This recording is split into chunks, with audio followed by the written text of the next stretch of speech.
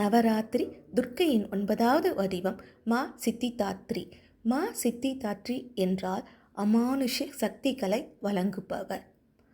அவர் பெயரின் அர்த்தம் சக்திகளை வழங்குபவர். 8 முக்கிய சக்திகளையும் ஆன்மா சிறியதாக மாறும் சக்தி அல்லது மகிமா எல்லையற்ற அளவில் பெரியதாக மாறும் சக்தி மற்றும் பிற அனைத்து ஆன்மீக ஆசைகளையும் அவர் வழங்குவதாக நம்பப்படுகிறது.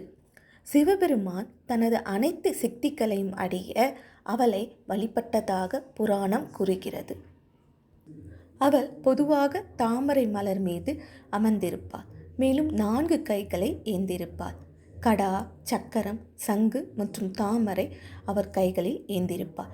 அவளுடைய வடிவம் பெரும்பாலும் அமைதியானதாகவும் பிரகாசமாகவும் சித்தரிக்கப்படுகிறது. நவராத்திரி நாளின் நிறம் இளஞ்சிவப்பு. நவராத்திரியை ஆன்மீக ஞானத்திற்கு ஒரு சவால் ஆன மலை ஏறுதலாக கற்பனை செய்து பாருங்கள். துர்க்கையின் முதல் 8 வடிவங்கள் ஏற்றத்தின் வெவ்வேறு நிலைகள் மற்றும் சவால்கள்.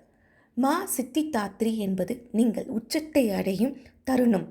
பயணத்தின் போது நீங்கள் எடுக்கும் அனைத்து முயற்சிகளுக்கும் தெய்வீக வெகுமதியாகவும் இறுதி உணர்தலாகவும் அவள் இருக்கிறாள்.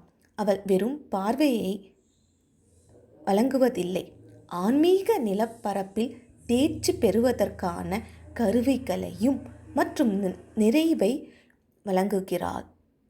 முக்கியமான மந்திரம் மா சித்திதாத்ரியே நமக என்று கூறி அவளை வணங்கலாம்.